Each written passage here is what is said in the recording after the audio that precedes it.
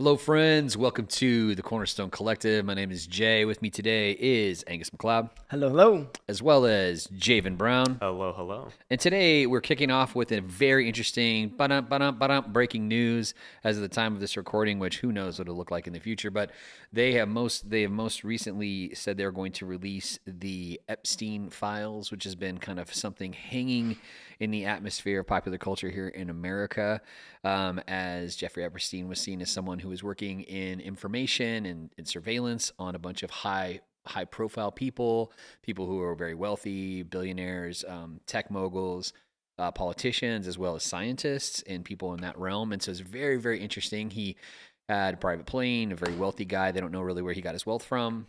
And then he had a private island, which a bunch of suspect stuff was happening with people underage and young women and boys. And so there's a lot of accusations that are going on there. And of course, with all the people who are up on his planes and on his island. And so those lists have been suppressed for some time, redacted. And then parts of the list are starting to come out. So as these things start to hit, a numbers of ex-presidents, including Bill Clinton, Barack Obama, and our current president, Trump, they're all on the list, which is a really interesting thing. And then you have a bunch of famous actors and famous current CEOs or chairmen of different corporations that are on there. So, gents, what do you think about the Epstein list? Do you think that it'll affect culture? Do you think it'll just get passed under? I think in large part it's going to get passed over. I think it's going to be kind of like another version of the Me Too kind of thing. So I think that some of the people who are not paid up on their dues or whatever, they're going to be the scapegoats. So the ones that are going to, but I don't think that we'll ever see the full list. And so I think the higher level people, it'll only ever be rumored. And then I think that the low-level people will be, sacrificed on the court of public opinion, and we'll see what happens there. And then depending on what it is, we may or may not have a conversation socially. Yeah, that's interesting. Javo, what do you think, man? I mean, I would definitely agree. I think for high-level politicians or people within really, really important positions in our U.S. government, they're going to make a big deal out of it, at least for the first few weeks, or try to stretch it out through the first 2-3 months. Right. But over time, people are going to realize that since, like you were talking about, the full list is never going to get released, or we'll never have all the information that we have. And because Epstein's dead, you can't interview the dude. Right. And people are just going to keep covering up for him. So I think even if we have information on people that are really important in today's political society that have done really bad things, we'll still be missing information that they'll intentionally disclude from the document, or that they'll intentionally hide. So we'll see how it goes over time, but definitely the reaction to the full list will there'll be an instant pop initially, and then over time it'll kind of just settle down because people will be like, oh, we still don't really know the full story. Yeah, it's been really interesting. There's lots of different versions of the list. So I've seen all sorts of stuff. And obviously on social media, you can make a list and say it's Epstein's list. You could, I could put you guys' names on it, my name on it. It doesn't matter. So people are just kind of putting names out there right now. Some of them are actually from the actual released documents or released emails or whatever. And there's a lot of accusations about people, having sexual impropriety and a bunch of other things that are happening, both with other people that are famous as well as with minors that were victims, obviously, in this case. But all of those victims have been, the ones that have come forward, they've never really had any kind of repercussion for the people that they accused, which is very interesting. As well as there's also been oh, we're going to protect them, so that's why we're going to redact these names, which is a really interesting way to go about that list as well. So I don't know. Yeah, I think that one of the reasons we'll never see it is because we remember all you have to do is look back to the French Revolution and see what happens when rich people start doing things that the rest of us don't like. That's true. And if you ever find out some of the despicable things that they do, you're talking same deal all over again. Right. And these people are not gonna who control all the information, who control all the property and all that stuff, like we had talked about previously. Exactly. They're not going to come out and so I think it'll be very similar to the JFK documents. Yeah. Anything that we get now will be fairly benign. Mm-hmm. And then I think, a generation and a half from now, once everybody who of importance is dead, and they've, moved operations to different, methodology or whatever, then that stuff will come out because it won't have any effect. Yeah, exactly. Yeah, that's a good idea. I've already seen some of the actors and things like that have been on those lists. They've already started to say how they're innocent, like that, or that oh, I was there because of XYZ, and they're trying to get an explanation and make that they were there under the guise of something else. And so they're trying to like paint theirs as, like they didn't know what was really happening, which could be true. I mean, obviously there's nefarious activities happening. I don't think they're always happening. I think it's kind of like you get people in there hoping they're going to do something and then record them and have blackmail on them, etc., to try to prod them on to what your ambitions would be. So who knows, man, like who Epstein was really funded by from the original, whether that was another government, whether that was our three-letter organizations or not. Yeah. So who knows, but it's definitely sparks this concept with this idea of intersection of faith and culture, which is, it talks about in the scripture how your sins will find you out. And I thought this was interesting as far as it goes with this and others that we've talked about in the past, where it's like, even after they were passed, where the story comes out, or even at the end of a very good run of their life, someone that comes to mind very clearly in this idea is somebody like Bill Cosby, who like everybody loved Bill Cosby. He was a clean comedian. He was like America's dad kind of thing. And it's like really like one of those warm figures, he's on the Jell-O commercials, etc. And then suddenly, dun dun dun, all the real information comes out, which is really insightful. Yeah. Yeah, and it's wild now, kind of going back and listening to some of those comedy albums and things like that, and realizing that was what was going on when this body of work was being completed, and and so and all these essay cases are coming up, and he's keeping it all quiet, etc. Yeah, and so how do you separate the art from the artist and things like that? And so some people can do that, some people can't, for sure. And so I think that's a matter of preference. For a lot of people. That's true. And, I hear people talking about that with people that have been accused of things like Michael Jackson or like R. Kelly or others, that they're talking about that, and they're like, man, if you have to have like really good music or really good art, or play really well at sports to get your way out of it. Exactly. And that's an interesting idea, because people do forget, because they're like, well, the art's really good, and so they kind of give them a wink and a whatever. Whereas in some of these cases, that's not what's going to go on. Yeah. So because their whole thing is, oh, I'm built up now to be like a philanthropist, or I'm this or that, and it's like, well, actually, you're super shady, and you have all these essay cases that are actually out there in the world. Yeah, exactly. So it was insightful, like, and not to pick on anybody, it's obviously not proven or anything, but immediately when the list came out, that's immediately when Bill Gates' wife divorced him and stepped away from him, and that's when the Bill and Melinda Gates Foundation, that was still owned by both of them, they got like a divorce right away, and I thought that was insightful because it was directly tied to those situations. So who knows what will actually come out of it, whether we will actually see it or not, for the truth of it, but it definitely rings true. It's like, hey man, your sins will find you out, so be careful. Live circumspectly. And to that's the one thing that gives me solace, is knowing that even though I may never know the truth here on this side of heaven, right? That is frustrating, just because I want to know, but what I do know is that God is a just judge. That's true. And so while these people may be redacted, and they may get away from us, right? The Lord has seen it all, and they will all pay for all of it, unless they come to Christ and change and truly repent, and so that's the one thing that at the end of the day, it's like, Lord, I would really like that they would get justice here on earth, just so that means that they're not continuing what they're doing. And so I pray for that, but not so much so that I can see the justice and so that I can see the revenge and get that vengeance from me. But it's like, Lord, I don't want to see it continue. For sure. But if that doesn't happen, and if these people don't see justice, they don't see that they will eventually. Yeah. And so I'm genuinely afraid for them. That's true. Because as despicable as they are, if you can come to a place of repentance and redemption, where you can work the opposite direction, that's true. I think that there's something to be said, but that's the one thing that does give me solace. And you can be forgiven by the Lord, but you'll definitely have ramification of all of the decisions you made here on earth. So, I hear people like, oh, I came to God, and like, He's forgiven me. Great, but doesn't mean that your consequences won't run out in front of you. Right. Which is true of so many things. It's why with someone who's murdered people and other things that has got caught, has been convicted, they're still going to have to do their sentence, even though they've been forgiven by the Lord, as far as eternally in separation from Him through the sacrifice of Christ. It's not you can't earn or unearn your way out of that. It's this idea that he can forgive you of terrible like things, but doesn't mean that you won't have consequences for your actions and decisions you made, even if you're like living for Christ. Yeah. I mean, even within the body of Christ, like in recent years, that thing that happened with the Houston family and all the accusations that got thrown about like Brian Houston knowing about what his dad did, and like the fact that maybe there had been some cover up by like other extended members of the family. It was like, it's just so sad to see, man, that like this person who in front of a television or in front of a really big audience of people that is leading so many people to Christ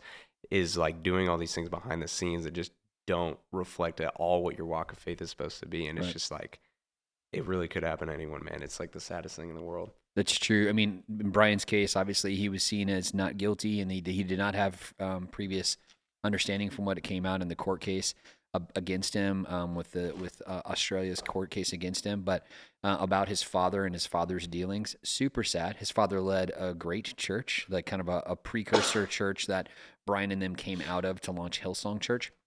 And so really, really sad in that case, because he was doing all these same essay cases that were there, and terrible stuff and covered up by other people, like to Javan's point, in that era.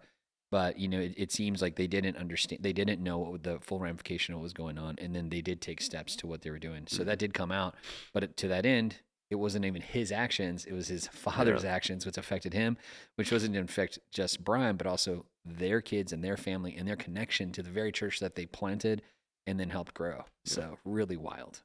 Very, very crazy. Hey, shifting gears a little bit here today. So something that's popped off here recently is that humanoid robots are starting to hit the market.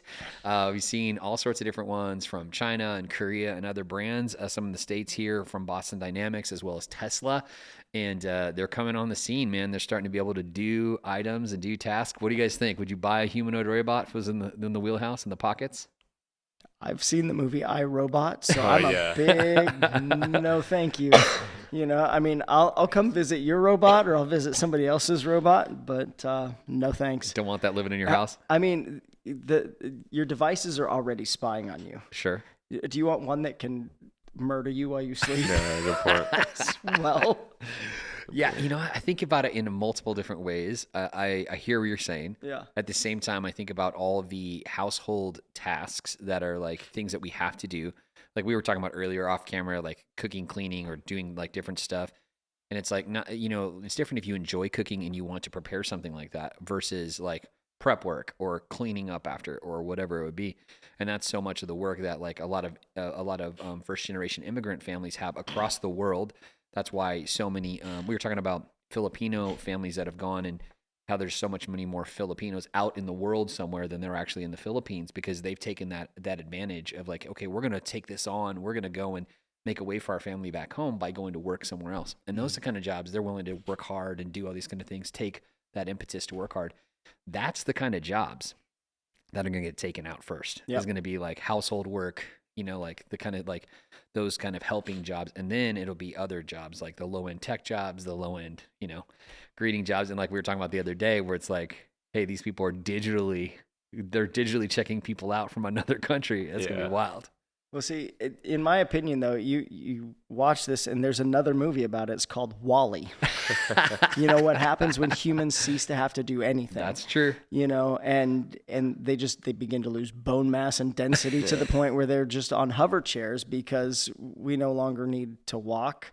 You know, because every aspect of life is covered. Yeah. And so I think at some point you have to draw a line. I mean, we were talking again off camera, the things that we don't allow our kids to do because we can do them faster or better. Is that helping them? I mean, it helps us in the now get the house clean, but it doesn't help them become better adults. And expand on that a little bit, because we were talking about this a little bit, how it's the skill sets that we want them to have now as adults, but the problem is they need to learn that as kids growing up, and how we learned that because we were forced to learn it, or otherwise we didn't have it happen. So you want to expand on that a little bit? Yeah, so I was really frustrated. I was complaining to the Lord because I'm working with the next generation, 6th through 12th graders, doing a theater production. And as I'm giving them the same kind of directions that my parents would give me, here's this, go do it. Right. And then come back. And nothing is done. Right. And so I'm complaining to the Lord saying, why is this happening? And he says, well, it's your fault. So he gets my attention, and he shows me it's not necessarily my fault, but it's our fault as a generation, right? As in the current parents, because we were all latchkey kids. So as latchkey kids, what that means is we got finished with school, and then we were the parents until the streetlights came on. Right, because your parents were working or gone or whatever. Exactly. So we had to come up with our own entertainment because we didn't have the internet, and TV during the day was horrible. So there was no draw to be inside. Dude. Days of Our Lives. You weren't into it. I mean, Wapner. I gotta love the People's Court, but you can only do that so often when the sun is shining, right? Yeah, that's right.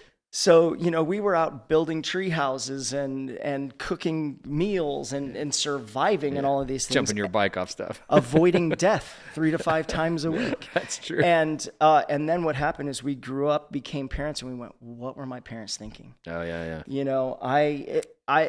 I am going to be more involved than my kids, or than my parents were in mine. And so what we end up seeing now is that these parents will say, go do dishes, go do laundry. And then when we watch them fumble, we go, you know what, get out of my way. I'm going to do it faster. I'm going to do it quicker, and I'm going to do it right. And then these kids stand back and watch us have their childhood. Yeah. And because we're so busy doing those jobs that they should be doing, right, what we do is we give them a babysitter that fits in the palm of their hand so they don't go make more messes for us to clean up after them. Yeah. And then we wonder why they don't have skills, because we don't allow them to build those skills. Yeah. And so what I realize is if we want them to have that, because it's not that they're dumb and that they can't think. Right. They are taught to think within the realms and the concepts of books, tests, and recall, not in skill building, not in real world. What I was saying is, we learned physics because angular momentum is a real thing when you're going downhill, and you learn geometry as you're building your tree fort. And when it falls out, you recognize, I did need to know the hypotenuse of that. That's right. So it reinforces it when you finally learn it. You're like, this is actually this is good information. Yeah, but see, that's the problem is our kids are learning it in books, but they're not real world applying it. And so we have robbed them of those skills. And so we as parents in the current generation, we need to recognize that, say, hey, I'm sorry, let me teach you something. So good, man. Java, what do you think, man? Human or robot? You going to buy one, clean your dorm room? I mean, I don't think...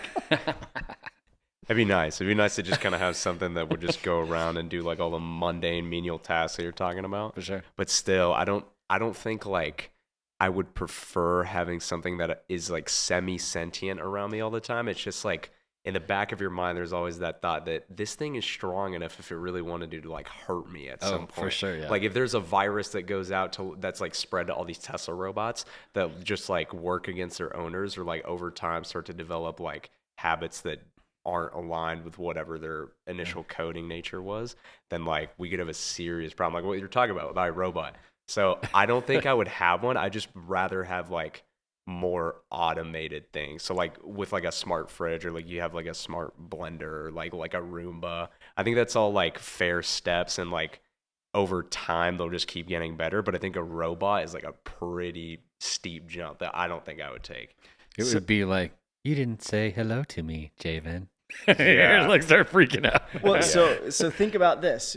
Based on the last conversation, one of the last conversations that we had about you'll own nothing and be happy. Right. Okay, so now you've got a robot that you don't own. That's right. That lives in the house with you. That's true. So is that a prison guard? Oh, interesting. I mean, is that a roommate? Dun, dun, dun. Because you don't own it. So who has authority over who? Yeah. Because the robot doesn't own you, and you don't own the robot, True. yet it lives in the same house as you. So what is its function and role? That's a good point. Is it a slave? So it's your slave as you're a slave to somebody else. That's true. It just gets into some weird dynamics. Yeah. If you just think about that in the context of what other planned futures are, 30-minute cities and stuff like that, if your robot's following you around everywhere to carry your groceries and you go outside of your boundary, for sure, is your robot going to drag you back into your limits? That's good. That's a good question. So there's a lot of things. I've watched a lot of dystopian. Yeah. And so I think there's more ways that it can go wrong than it can go right. Yep. That's a bold move, Cotton. I think there's something that's dicey. I'll say the other side of it though, it also intrigues me because I was thinking about it from a perspective saying, okay, if you were somebody who, let's say you had some capital and you take your money out, you go buy, let's say they're whatever they cost, like $50,000, and you go buy a few of them. Maybe you mortgage your house and take out a second loan, whatever it is. And so you take out this stuff and you buy 3-4 of these robots. You go start a lawn care company. And these things can just crank, baby. As long as they have charge, they can go and cut lawns and they can do all this stuff. And they don't get tired. They don't care how dirty it is. They don't care how hot it is out in Phoenix during the summertime, and you're doing all this stuff. Like you could just crank and sit right there in the truck, chilling, doing the supervisor thing with the coffee and an iPad and just be doing whatever. And it's really insightful. I think that will actually happen as things go forward. But if you don't own the robots, do you get the income from those robots, or does that go like? Yeah, and that's true. But I think the initial will be that where it's the people who do own those things. Yeah. But then it's going to be, okay, you're going to owe them to upgrade them for the new software. You're going to have to pay a monthly upgrade charge, etc. We talk about that all over, even part of a nonprofit. Functionally with the church, because we have so much stuff that runs on tech and software and all these other things, we have to pay a subscription model to so many things, more things than you would think. And it's stuff that we use it every month. It's not just sitting there and running as a fee. It's stuff we're using. We cut back tons of stuff that were that way that we weren't using, and we're just trying to be good stewards of what we have. But it's insightful because I think that's exactly what the model will be. It's like, you got to buy for the thing, then you got to pay like a fee monthly for operations, etc. So I don't know. Jay, what do you think will be like the future stuff that your generation would want to use robots for beyond that? Like physical robots? Yeah, I think like this Tesla kind of robot. Man, I don't really know, because I feel like I don't know, because even in school right now, most of what we're talking about is like all digitized. Like the reason why you would use like virtual AI to do something is to like answer all your questions, or like if you have a request and you just want it to like do your work like that, then it'd be really easy to do. But I think a physical robot, besides like what we talked about earlier with mundane tasks, you wouldn't really need it to do a whole lot for you. Maybe if you wanted to like do a project in the backyard, like if you wanted to like build a shed or something, you just tell it to go out and do it.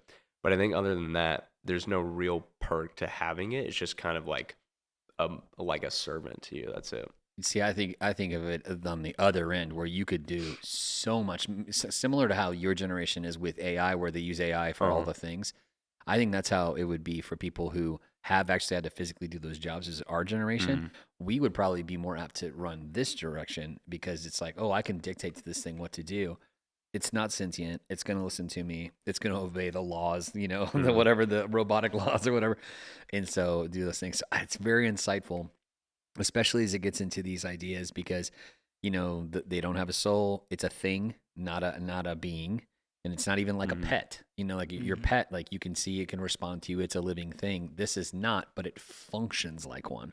So it's really insightful in that way. But then you can also get these other things that can look like people. True. And then they end up in a relationship with these inanimate things. Nice. And so then you've got this whole other thing. Again, it all starts off seeming very benign, but then and once AI gets to a certain place, will it gain certain rights and things like that, because it thinks like a human, and once it develops feelings and and it has the nuclear codes, then it's going to demand rights. Exactly right. Yeah, I know for sure. Interesting, something for us to think about on that same vein. Good news, everybody. Germany is working on AI cockroaches to work for surveillance.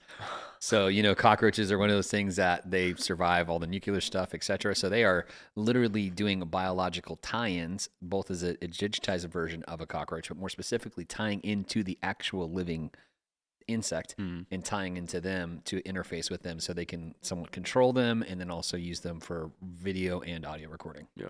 So what do you think about that? I've seen some of the videos and stuff like that. And so my mind always, anytime I see something like that, I always think, what aren't they showing me? Exactly. And so I start thinking about the mosquito size surveillance equipment that they have, because it's like, well, if we know about this, that they are decades ahead of anything that we will ever know about until it's unleashed. Right. And so I'm as cool as it is, I'm sure there's something even way cooler. Yeah, that's true. and somewhat scarier as well. J-Bo, what do you think? I mean, we've probably had pigeons as surveillance drones realistically for the last 15 years now. Birds aren't real? You've seen that wave of birds aren't real? Exactly. Yeah. So, I mean, I think it'll just keep getting smaller and smaller. Cockroaches is a little weird. I wouldn't expect them to go cockroaches. I think they'd go like something like rats or try to emulate like a fly first, because I feel like it'd be easier to control.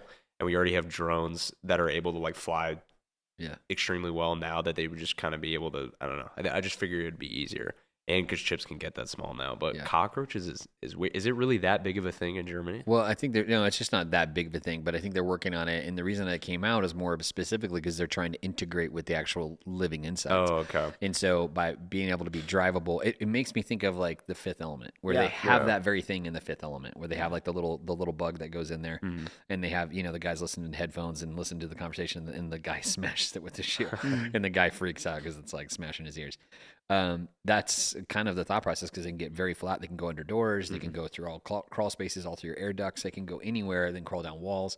So they're very, very apt to be like the perfect surveillance thing. Other than, flying, you hear it because it has some kind of motor. Oh, yeah. So unless you're tied into the actual insect as a fly as well, or mosquito to your point, which would be very, very interesting if they get small, like we know they can get down to that small. So, well, I just saw a video. I didn't check to see if it was AI or not, which is sad that you have to do that now. Like totally, that you see, but I saw some that were flying insects, that were butterflies and dragonflies. Oh, wow. That the cameras and stuff were hidden within the body, so as long as they can make those quiet enough, then you would never know. Yeah, exactly. That's it's man. It's an interesting world we live in. That's for sure.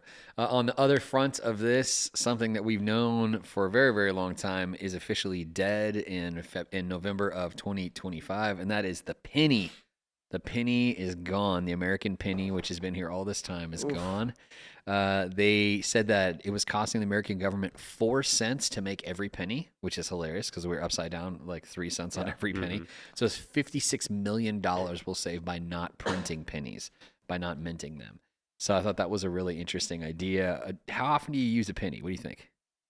Whenever you go on vacation at those little penny squisher things, that's really the only. That's about it. I mean, pennies, I think, are just kind of in the way. That's interesting. Yeah, that's true. I think the only use I've seen for pennies is like an ironic one where people will go into like a car dealership and like pay with 100,000 or like I think it's like 10 million pennies or something like that. Yeah. But yeah, there's no practical use for a penny. I'm glad everything's sort of shifting towards like higher amounts of bills or towards like a cashless environment, just because it's way more practical for everything, and it just makes this distribution of goods and like transactions for money way easier. I think we should just round up everything. It'd honestly make it that much easier. They essentially are going to do that. They even places like we went through. I was grabbing some food for Amelia, my daughter, my youngest daughter, and for Shiloh too, as they were headed back to doing the production that Angus is working on. And as in doing so and grabbing some food for them, even at McDonald's, it said like, hey, we're not accepting these things. We don't have pennies to give you change. So, because there's a shortage, and now they're going to phase them out. So they just round all the prices up or down. And they had a whole list of how they were doing that. Yeah. Oh. So, I mean, these guys are making cents on every transaction during that window. It goes back to like Superman or like Office Space, where they like do the rounding up and they make millions of dollars. And that's going to happen right now because of the change and what it is. But they've done that in Europe for many, many years. They don't have that. Yeah. So it's the smallest is a 5.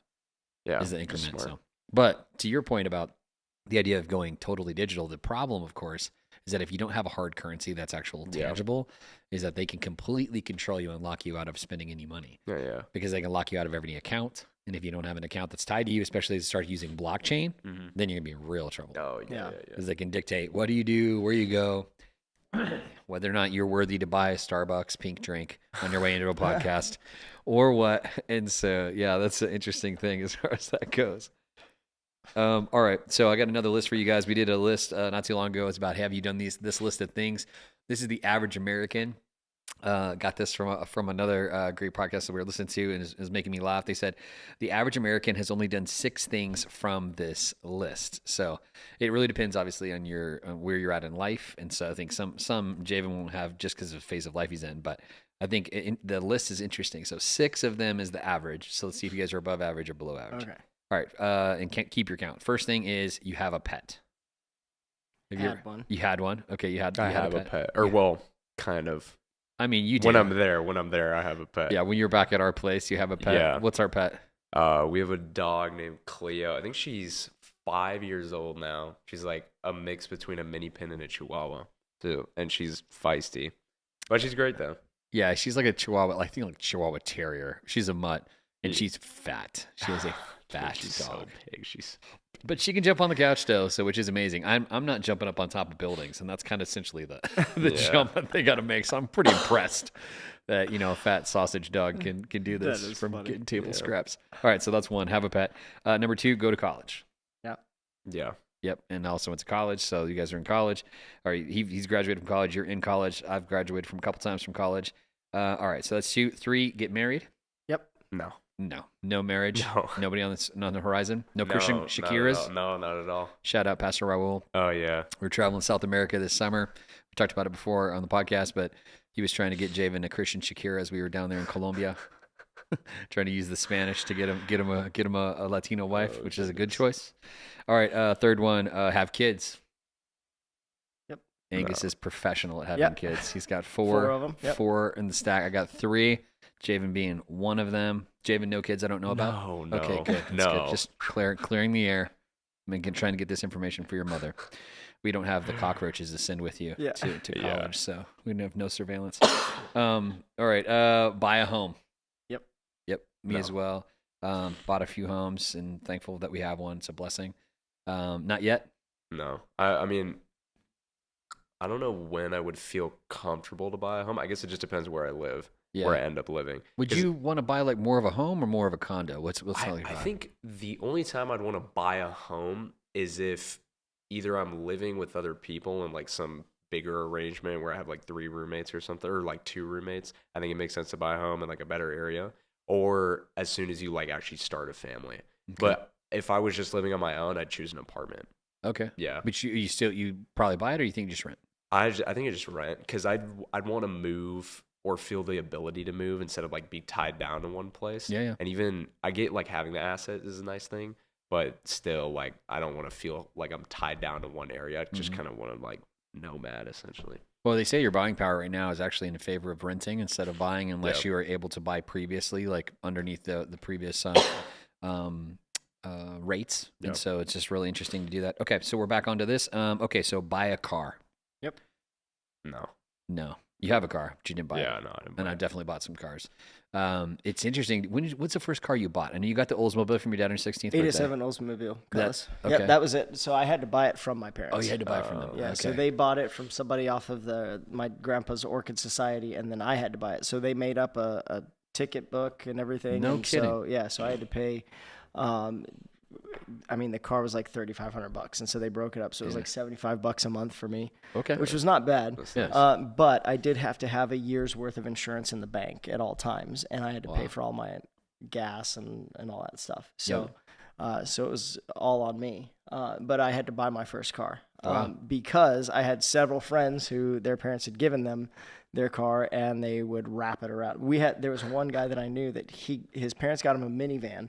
And he didn't like it. He was one of the brophy cats. Okay. He didn't like it, so he wrapped it around a pole. And then his parents bought him it was like a Mustang or something. Really? Yeah. They went from a minivan to a Mustang? Yeah, because they wanted him to get something safe, and he didn't like the look and everything, so he wrapped it around a telephone pole, and then afterwards they went with a Mustang. That's crazy, man. That's a different level of privilege. That's a different thing. That's for sure. Buying a car. Yeah. My first car I went to go buy. My parents ended up gifting that to me. So same thing. They bought it on my behalf, and then I was going to pay them. But I bought a bunch of cars after that. Mm-hmm. So we bought all sorts of stuff. Yeah. And that's an interesting thing. If you ever have to go and buy a car like on credit, that's always a fun adventure as you have to deal with the salespeople that sells cars. Shout out to you if you do that. But yeah, that's always a stressful thing. I think that people think about fight it out with those guys. All right, so buy a car. Next one is traveled abroad. Mm-hmm. Yes. A bunch. Not nearly as much as you guys, but I have a little bit. But I've traveled abroad with you, and so I've traveled abroad with both of you, which is pretty cool. And yes, definitely traveled abroad. All right, third, have you ever gone on a road trip? Yep. Where'd you go? I've gone on lots of road trips. So I had to plan our road trips as a kid. On the maps and stuff. Yeah, it was more of a punishment than anything. Because it was before the internet when you had to use maps and all that stuff. My dad would make me find out the gas mileage and where we had to stop for gas and the whole deal. I was MapQuest before there was MapQuest. That's good. That's skill set. Again, it was one of those things that I hated it in the moment, but now I'm glad if I need to, I can do it should the internet break down. Yeah. That's great. So I've gone on lots of different ones. Yeah, it's interesting. Javan, you done road trips as well? We've been, I know the one that sticks out most is Missouri. I think it was like 7, and we went in, was it 2014? Yeah. Yeah. And then we went through we just went through a bunch of the states in the middle of the U.S. on the way there. And I don't know if we've really driven anywhere else besides that, like that long. Well, we did a bunch, but it would have been when you were younger. That end of that trip was when we actually went to North South Dakota and Wyoming, in Montana and all those things, Nebraska, back down into Colorado to speak and back up and all over. So we did a huge north-south route. Oh, okay. When you were really little, we did a route through Europe. And we left Paris where we were living, went up through Belgium and saw friends in Brussels, and then went over into through Germany, saw some people there, connected with there, went through Prague, stayed in Prague for a week or a few days. Shout out the Oakley family. We were in Prague at the time. Went over to Vienna and hung out there, then up to Bratislava in Slovakia, and then over to Budapest where we had a conference. We were hung out in the conference and then came home via Croatia into Slovenia and then down into Italy, across the top of Italy, and stopping in those places and staying in Italy in Venice. I got pictures of me throwing Javan in the air when he was young. That's super He was cool. 4 or whatever, and he's chucking them in the air, having a great time on a rooftop pool in Venice with the canals in the background. Wow. And then we went across Italy all the way into took the tunnel through into France, and then we drove up into Switzerland and hung out in Switzerland, where Celeste got pickpocketed by a lady who actually got her wallet out of her purse. Wow. So, classic, where we turned her head for a second. She had put her purse underneath the stroller for Shiloh, who was little. And they took off with that, and so good times. And then back home to Paris. So It was a big loop. We did a whole bunch of countries on that whole loop, and that's cool. It was that was a really cool one. And so we did a few of those. We did one through Switzerland and back down through down through Italy, and then back that same path. And you drop into Monaco and hang out for a few days and back up. So we've done all variations of that stuff around the world. Super cool. And done a bunch. We did some road trips to different places in Egypt. Went to Hurghada, went to places like that. So then, you'd go down to Cairo and then over to the Red Sea and down to Hurghada and hang out. So we did a few of those too. Went to Sharm. Yeah. That's so cool. So the road trip, man, big check mark. Love that. And man, one of the things that enabled us to do that is because we're from the West in the United States, and man, we just drive everywhere. Yep. So it was no big deal. Between us and LA, it's between 5.5 and 6 hours, 6.5 hours, depending on traffic and stuff like that. And so, from us to Vegas is 4.5, depending on what you're doing. Mm-hmm. And so we just drive far, down even into Tucson, 2.5 hours, and up north, Flagstaff, 2 hours, 2.5 hours. Yep. So it's just one of those things that you're very used to being in the car. So they were kind of freaking out, when we told them the path we took. And it also blew everybody's minds as we rolled up in a French minivan with American passports as we were going in Europe, They're just what? Yep. So that was always a fun one. I was just that's kind of crazy. All right, see a live concert. Yes. What do you think is your favorite one you've seen? And you've seen all sorts of stuff. What do you like when you were young? OAR has been some. I've been to their concerts a few times. I really like them. They put on a good show. AJR is also really good. I like those two. I went to that one with Gavin. That was a great show. Very cool. Mm-hmm. Very, very cool. That's cool. Javan, what about you? Live concert? Yeah, I have been. I've been to, I want to say only 2. Really? Yeah, it was I think the BC Boys were here in 21. You went to Beastie Boys? Yeah, I went with the Carries. No, they didn't go. You didn't go to Beastie No, not Boys. DC Talk. Sorry. That's completely different. Beastie Boys, not I was like, Beastie Boys. when did you go to Beastie Boys? Sorry. Blew my mind. I'm tripping. Shout Don't out worry Carey about me. family. We love you. You went to DC Talk, yo. DC Talk, not I thought it wasn't even Beastie DC Talk. I thought you went to. No, I think it was DC Talk because they came in either way. No, I thought you went to. Oh, who's Michael Tate, the lead singer of now? That's the other band. Boys. That's who you went to. Oh, okay. Well, okay. So I don't even know. It wasn't Beastie Boys. It wasn't DC Talk. I would go to a Beastie Boys concert though. That'd be amazing. Rest in peace. Some of those guys are gone now, but yeah. There's still the three of them are still running. Yeah, or so whatever. Maybe. Yeah, a couple of them Maybe running. they put on a show. That's right. That's Very right. different. That's way different. Yeah, because I remember because Rage Against the Machine and Beastie Boys are gonna do a concert together whenever they like both broke up. Or whatever, stopped touring. So I was like a little bit disheartened by that. But that was way back in the day.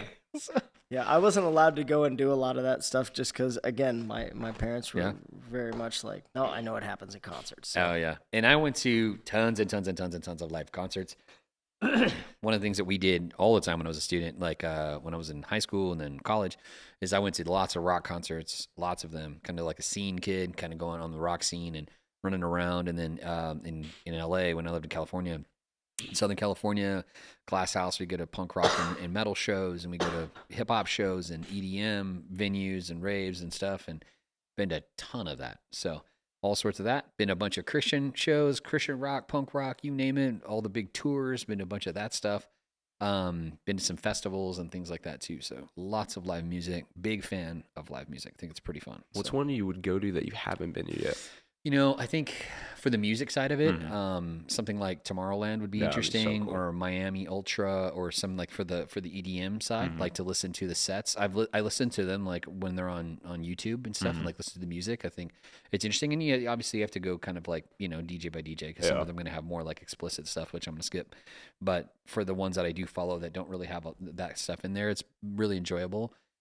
As well as some of the big rock bands. Like we've gone to, Memphis May Fire and other rock bands here, tucking friends from church, and gone with my cousin or other people to see. I've seen people like, oh man, who you said you would do karaoke for last time we were on the podcast.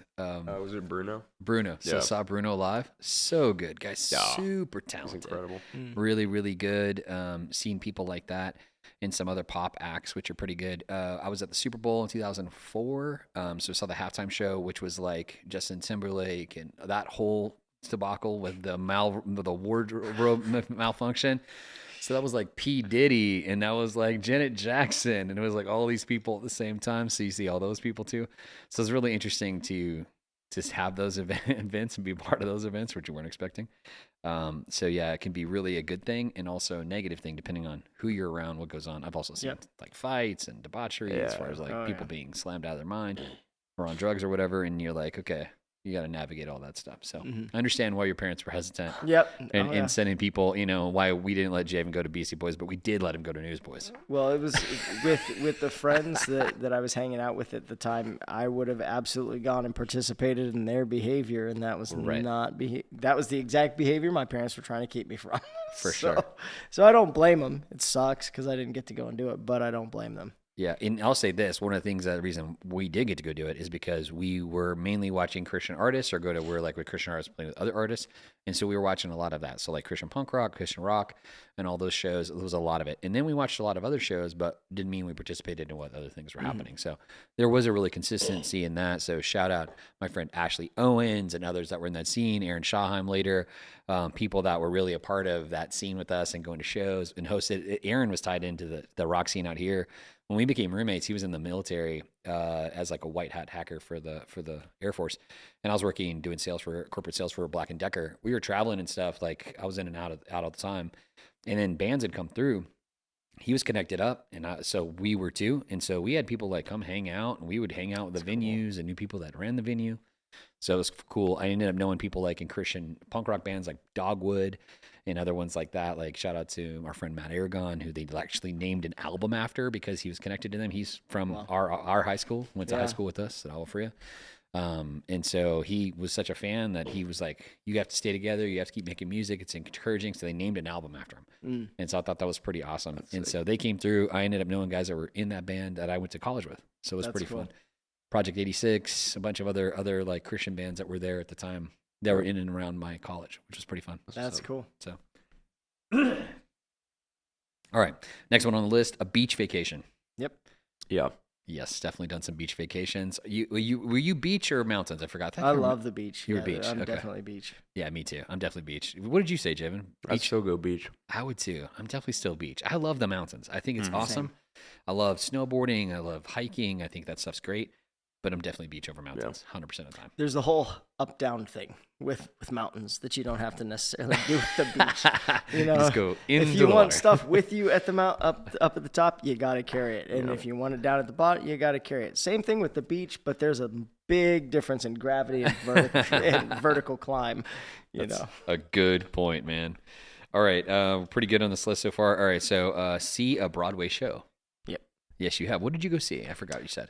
I've seen a few shows on Broadway, but we saw Dirty Rotten Scoundrels cool. on Broadway, which was cool, and John Lithgow was in it. No kidding. So that was really neat to see. That's cool. So that Good was actor. very cool. Yeah.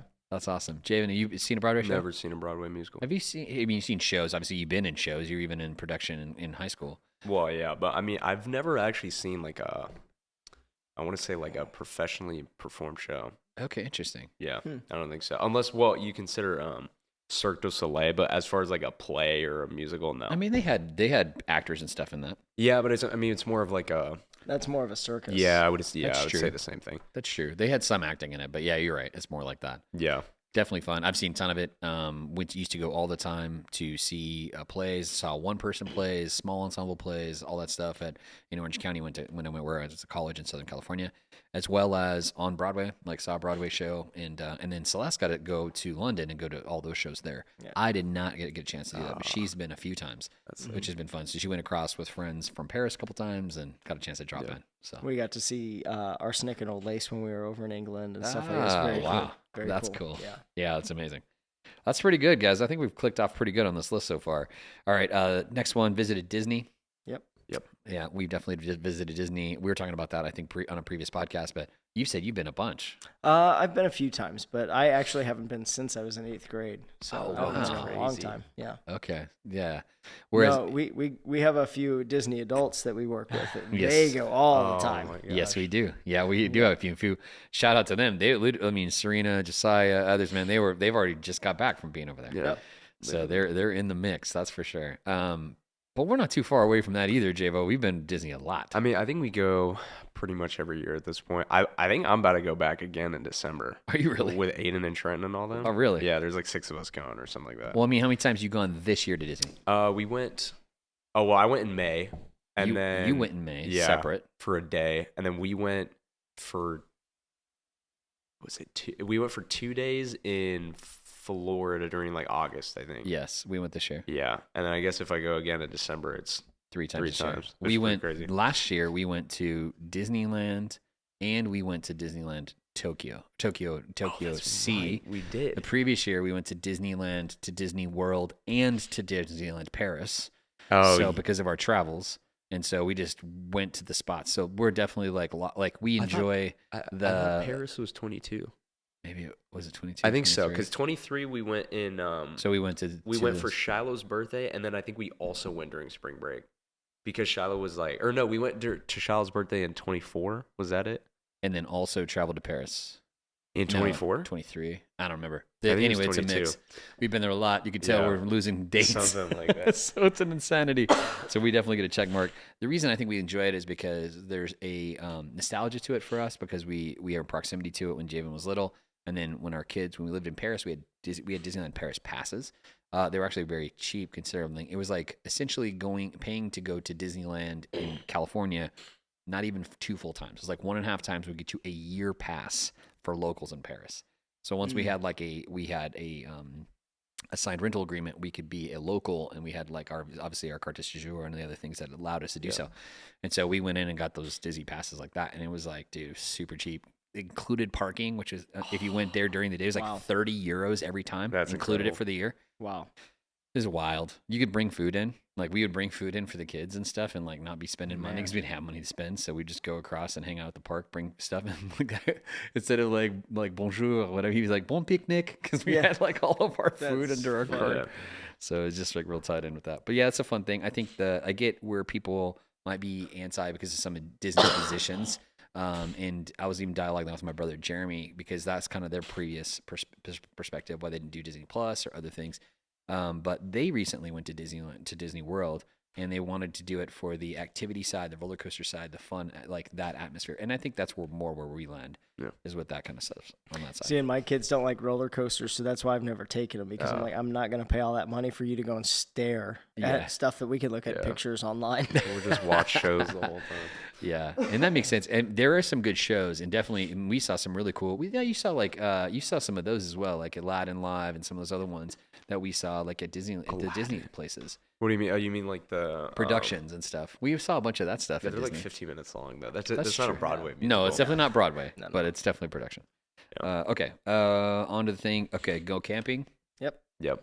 I've been camping with you guys from our father-son stuff that we do from the church, as well as you were Eagle Scout. Yep. So you were did lots of so in my troop 90 out here in Litchfield Park, when I was in it, we did one outing every month. Yeah, shout out LP. So we would do. We had when I was in, we had one of the most active troops in the West Valley, and so like we were constantly doing stuff.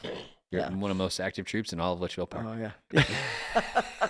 No, we were more active than Troop 99 and a few of the other ones. We were talking about like our city. We're like, oh, we're the best podcast in all of Avondale in Arizona. Like just joking.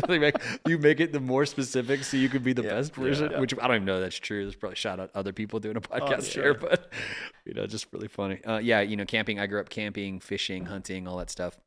We would camp to go hunt and fish. So it was like part of our expression of what we were actually doing, which is fishing or hunting. But we did full sustained camping. We like camped down in Mexico on a beach one time for a week. We did a bunch of stuff like that. So my parents, that was definitely a high value for them. They loved camping and still have all the stuff. Would still love to do it. If it weren't for more mobility stuff, they would do it today. And so, yeah, really fun. Still, I really like it. The girls, our girls in our life, not so keen on the camping stuff. No. I don't know. What do you think? My girls want to. It's just been more of a time issue, just because of the way rehearsal schedules fit with church schedule. Getting away to go camping is next to impossible for us because you're not gonna haul all the stuff up for 24 hours. That's a good point. And so that's been the only limiter because my girls really want to. So we've set the tent out in the backyard. Yeah. For them, and so they've done that. That's cool. But they haven't gotten to go. So Gavin's gotten to. He likes it. Yeah. Celeste has done camping. The girls, I don't think we've really done camping with them. Not that I can think of. No, I don't think so. They've both expressed wanting to go, but I think it's more not wanting to be left out of going somewhere versus going camping. Yeah. Does that make sense? Until you're there and you see how dirty it is. And they like the idea of camping. Yeah. Yeah. But and some of them you can kind of tell before they get there which way they're gonna go. Because some girls, man, are incredible. Oh, sure. Outdoorsmen. Yes, absolutely. And other ones are just my wife. She knows that she is not. Not only is she allergic to pine trees. Yeah. But she knows that is not for her. Yeah. And that's okay. No, for sure. And I've seen the same. I grew up with a lot of people that were very gifted. Guys and girls that get out in the woods and do it. Surprisingly, my mom, who's very much like has her hair done, her nails done, dude, she'd be like full camo, archery hunting with like scent on, like when she was young. So she's hunted, and I've been with her when she's harvested animals on her own, not my dad shooting them, and she did no. Like she's the one making the shot. She's the one going and prepping and cleaning and stuff. I've been there when she's done it. It's pretty impressive, man. It's to think about your mom is like, well, if it ever goes down, I guess mom can go out there and get us a deer off the mountain. We're going to survive. So shout out Cindy Brown for being a real gangster when it comes to hunting. And my dad would joke because he'd sit in the best stand and it would be like, see nothing. And she'd be like, oh, I saw this one over here. And he's like, okay. And she's like, we could switch. And he's like, oh, really? She's like, yeah. So he'd put her in the stand that he thought was a better one. He'd go sit in the other stand, and then the good deer would come, and she'd get the deer, which is like how it goes. But that was all, dude. That was all Camp World. Like, Yeah. I think as things got over time, they eventually got like a camper and trailers, et cetera, et cetera. But I mean, they have the full tents and all the other things to do that stuff. And I think, even with us, with our men's activities, like we were talking with Tyler Burke, shout out Tyler. He's our men's director here at the church, and he was talking about how, we're trying to get as many guys to go as possible. A lot of guys didn't grow up hunting and fishing, camping.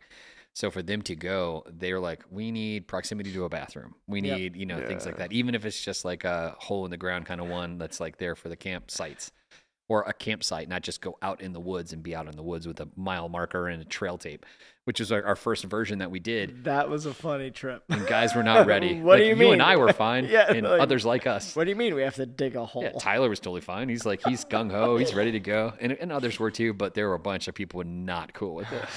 Yeah. So, I don't know, Javen, you were kind of in the mix in between there, huh? Yeah, I think I was in I want to say 8th grade when we did that. I think it's true. When it was like the first trip. Yeah, but we were only there, or you were there for, I want to say 3 nights maybe, and I was only there for 1 night. Because you picked me up that Friday night, and then we just left back that Saturday. Yeah, because I had to be back ready. for Sunday. Yeah. Yeah. But, so I only really got like a night worth of that experience. But the other times has been great. I mean, we have like a bathroom, and I just jump in the lake, so it's not a problem. Yeah, I was like setting up full showers and all that stuff. I think I was the only one using it, man, because it's cold water. I mean, it's like real brisk, but fun. All right, we're almost done with this list. All right, so graduate college. Yep. No. Yes, I have, and you're in I'm process. Freshman, so. Yeah, in process. Yeah. All right. See a live sporting event. Yep. You've seen all sorts of stuff. You used to work at the sporting events. Yeah, I got paid to see all the World Series in 2001 when we won the World Series. That was for pretty the Diamondbacks here in Arizona. That was incredible. That's awesome, man. Yeah. Yes, sir. That's cool. And we've talked about this a little bit before, but Jamie, you've seen all sorts of stuff. Pretty much everything at this point, except for like racing, boxing. I think that's about it. Have you seen MMA? Or no, I guess tennis. Have you seen MMA? No, have not seen MMA. That'd be super, super cool to go see, cool. though. Yeah, it's cool. I've seen a bunch of it. I haven't seen F1, but I've seen a bunch of everything else I think I've been to pretty much. It's a blessing, man. I mean, very cool.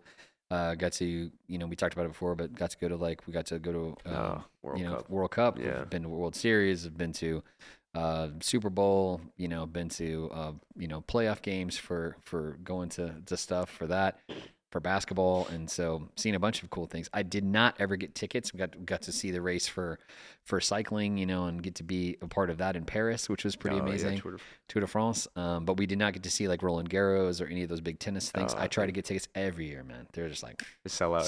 Yeah, because it's all corporate. Yeah. But pretty amazing to go to a live sporting event. Really fun. That's awesome. Really like it. Okay, last two, go to a national park. Mm-hmm.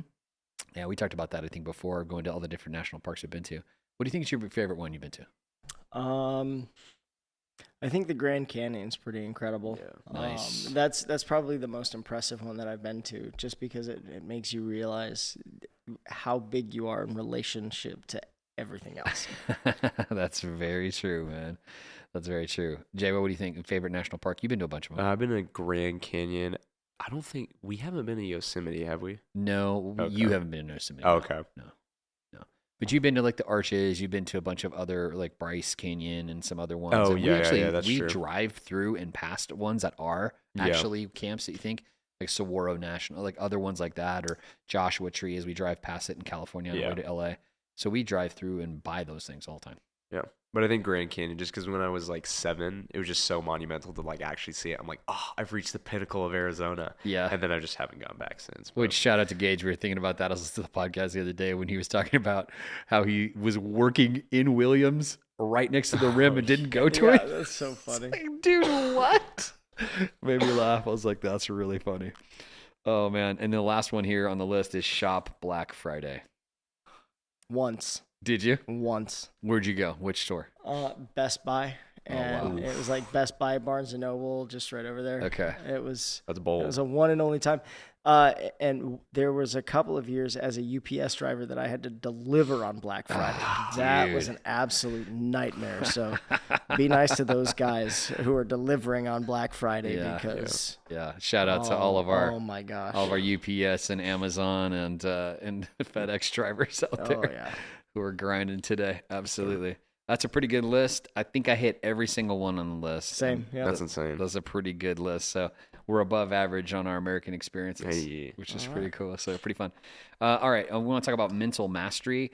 There's a few things that we were talking about on a previous podcast. I want to give a few of those today. One idea for mental mastery is this idea of what's called the Eisenhower matrix. What they say is you prioritize things by urgency and importance. One example they give here is doing laundry feels urgent, but prepping for tomorrow's presentation is actually urgent. What do you guys think about that? Urgency and importance. That's how I live my life, and I get very frustrated when other people's urgency and importance are different than mine. Correct. I'll watch.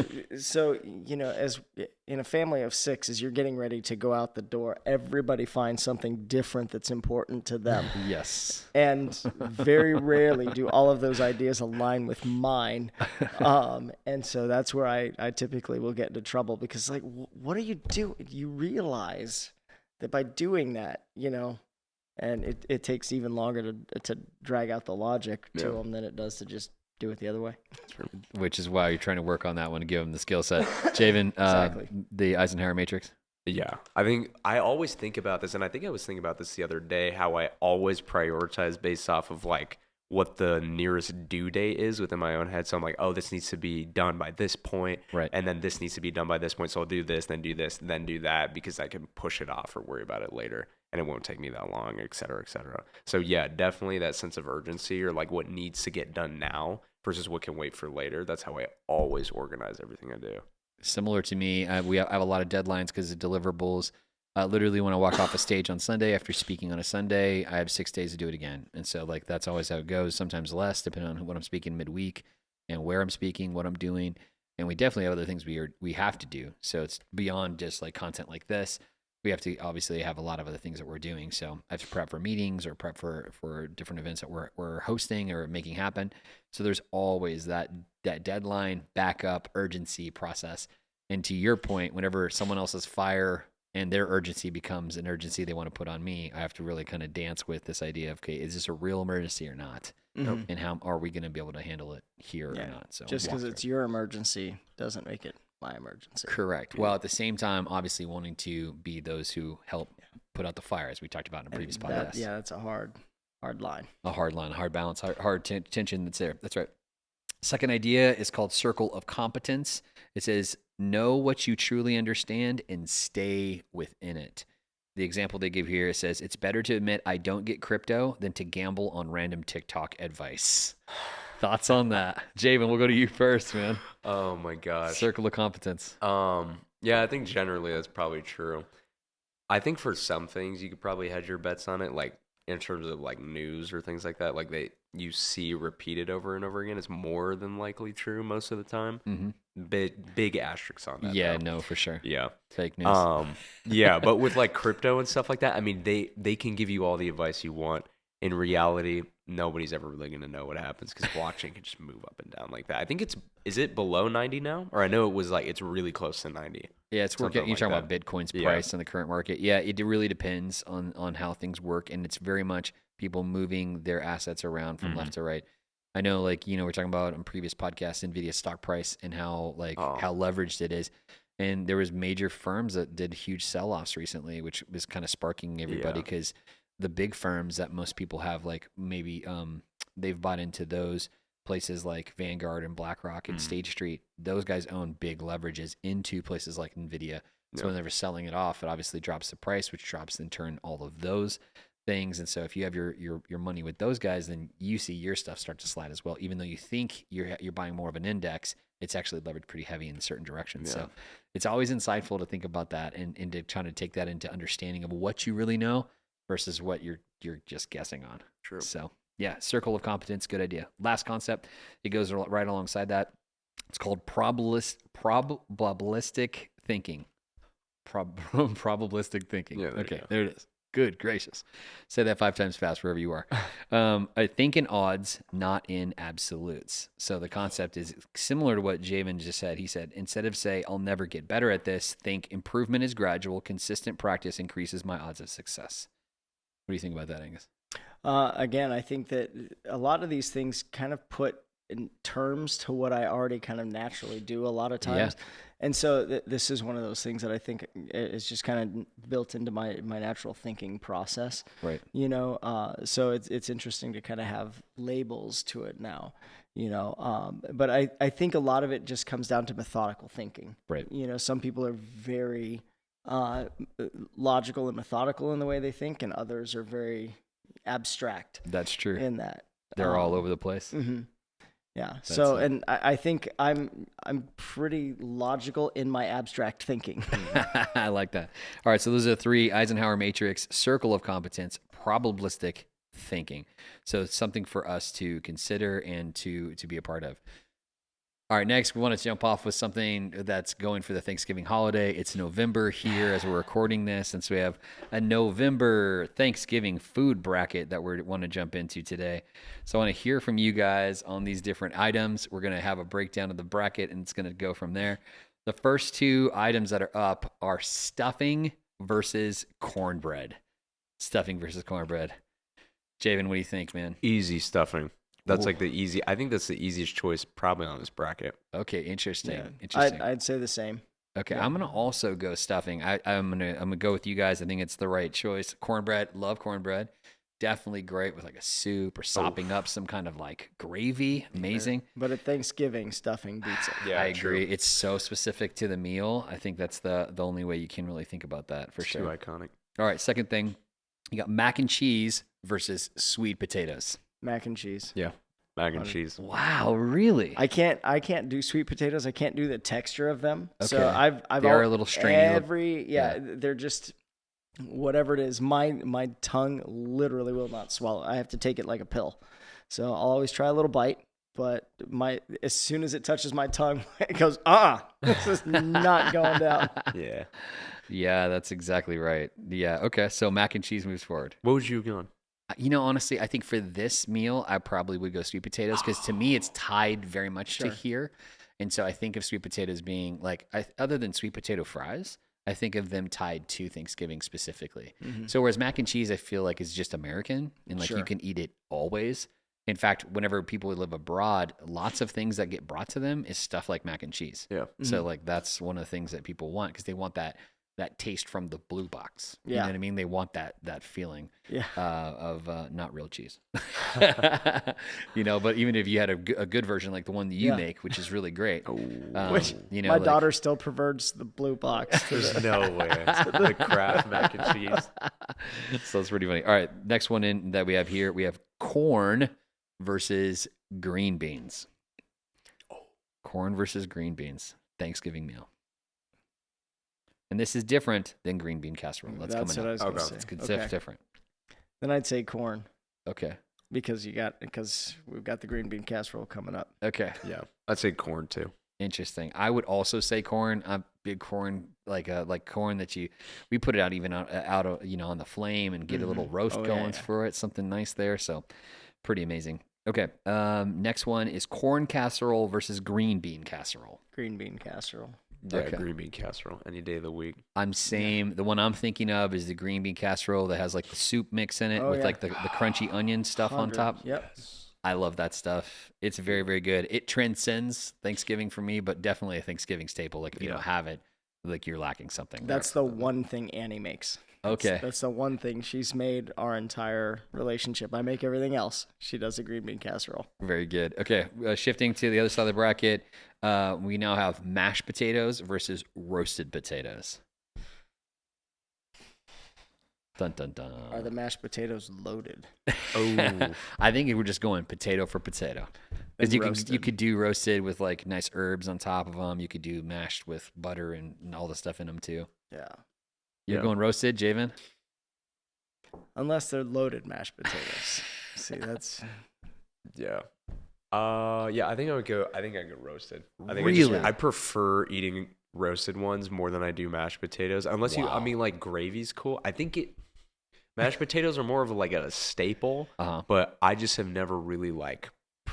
I think it's really easy to mess up mashed potatoes. Okay. It's harder to mess up roasted potatoes, I feel like. I mean, because of lumpiness and all that kind of stuff. Because even if they're like charred, you can still eat them and they're pretty good. Versus like mashed potatoes that are really dry or like really like gooey, you're just like, ew, this is not good. That's a good point. Yeah. Okay, interesting. I would have definitely went mashed potatoes for sure. And I like roasted potatoes just fine, but I feel like those, again, are one of those essential like Thanksgiving-ish kind of foods. So okay, we went roasted then. Interesting. Okay, this is the big hitter right here. Ham versus turkey. Turkey. Yeah, turkey on Thanksgiving. You can't go against the traditional one, dude. I'm agree. Definitely turkey over ham for Thanksgiving. Yeah, I would say like move to Christmas. Ham. I'm going ham Easy over ham. turkey. Easy ham for sure. Yeah. Okay. Interesting. Okay, so turkey moves forward. All right, I'm gonna go carrots, like roasted carrots versus cranberry sauce. Cranberry sauce. Okay. This isn't even a question. It's cranberry sauce. Yeah. Interesting. Okay, I'm the same as that. I actually, like I wasn't real big on cranberry sauce growing up. And then I kind of got introduced to cranberries in general. And then cranberry sauce was like it. It was super good, especially with turkey. So that sweetness. My sister-in-law and brother-in-law, they make the best cranberry sauce on the planet. Really? And like the last 3 Thanksgivings, they've forgotten it. You should be like denied entrance. Yeah. The first time I thought about it, I was like, obviously not. You make that 2-hour trip back down and go get it. but yeah, up until that point, I would have said the other way. But man, they make some incredible cranberry sauce. It's so good. Man, honestly, even from the can that still has the shape of the can whenever they put it in the bowl, still, I know it's not the same, still wins. Yeah. Over carrots, yeah. I like roasted carrots. I eat roasted carrots often throughout the year. I just think in this meal, definitely cranberry sauce. Oh, 100%. Okay, interesting. All right, last one on this side, pumpkin pie versus pecan pie. Pecan. Or pecan, whatever you say. Really? That's blasphemous. Pumpkin is just like sweet potatoes. I can't do the texture. I just cannot. Wow. I try. Yeah. But it's just, I can't. I have to swallow it like a pill. Interesting. No, dude, that is blasphemy. It has to. It has to be a pumpkin pie. There's definitely in the same boat. Definitely pumpkin pie. I feel like it is like I'm not doing a lot of sweets and stuff right now because I previously did a lot of sweets, so therefore I have to like refrain. I will definitely have some pumpkin pie come Thanksgiving. Yeah, see, I do 100%. Key lime. That's okay. I don't do and pecan. I respect that. I do key lime. I respect that, but it's not the same for this one. Yeah, you do key lime like the rest of the year. You know what I'm saying? For sure. There was one time that we did a pumpkin pie eating contest here, and I was gonna get involved, but because I wouldn't eat pumpkin pie, I did a key lime. Oh. I was not cognizant of the sugar content difference between a pumpkin pie and a key lime pie, dude. So much more in key lime pie. Oh, my pancreas was so mad at me. Just banging on the inside. Go, what are you doing to me? Never again. It's like Encino Man, where they spin around Pauly Shore and slam him down. He's like, oh, my pancreas. There are never forget signs still around my pancreas from that one pie. Never forget the key lime.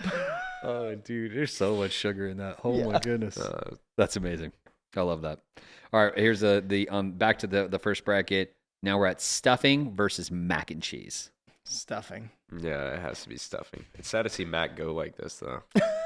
I'm going to agree. I'm going to say stuffing for sure here as well. And it's not because I don't like mac and cheese. I love mac and cheese, but it's got to be stuffing for this one. All right, now we're down to corn versus green bean casserole. Green bean casserole. Yeah, it's got to be green bean casserole. I agree. I love corn. I eat corn a lot, especially during summer as we like go and barbecue. We'll roast the corn outside. So I eat a lot of corn through the year. Green bean casserole for this one, hands down, for sure. All right, back to the other side. We got roasted potatoes versus turkey. Turkey. Oh yeah, turkey. Oh, man, you were like, I wasn't thinking about the question. I wasn't thinking about the question. Sorry. Wow. I just like completely blanked, and then I like had to actually think about what you said. Yeah, it's turkey. That was really interesting for a second. No, I was like, are you going roasted potatoes? I just spaced out. No. There's no way I would go roasted potatoes. He was already at Thanksgiving Day. Yeah, exactly. I was already eating the turkey. That's so funny. It's definitely turkey. Yeah. There is no other one on this. That's hilarious. All right. goes down cranberry sauce now versus pumpkin pie. Cranberry sauce. I know where your vote's at, but Javen, what do you think here? I'm surprised you're taking this long on this. You know what? I am going to say cranberry sauce. Really? Because cranberry sauce is really good. And specifically during the time of Thanksgiving, you can have it with so much on your like platter, whatever you want to call it. Yeah. Because you could have it with green bean casserole, would still taste good because then it's just sweet. Okay. And it's like full of random stuff. You can have it with your Hawaiian roll. That has to be a staple. I'm surprised it's not on this list. Yeah. But you can also eat it with any form of meat that anybody brings, like turkey, ham, if they brought, I don't know, pork. But yeah, you just have it with a bunch of stuff. Whereas like pumpkin pie is kind of like a fall seasonal thing, I would say. You're not going to make a pumpkin pie and turkey sandwich. Yeah, exactly. I would try. That's also blasphemy that you wouldn't try. Are you not American? What's the matter with you? Yeah, but I mean, you could also have like a different pie. Like you have like a peach cobbler, like an apple pie, and it wouldn't be like the end of the world. You'd still have a really good Thanksgiving meal. But like if you miss the cranberry sauce, you miss like half of what it means. I don't know if you're going half, but okay, we're gonna override mine. I would definitely go pumpkin pie 100%. So interesting. You guys are definitely overriding me with cranberry sauce. That is a wildness. Oh, dude, I just had some yesterday. That's why. It might be recency bias. It could be recency bias. Could be. All right, we're now to stuffing versus green bean casserole. Green bean casserole. Wow. See, I'm gonna go stuffing.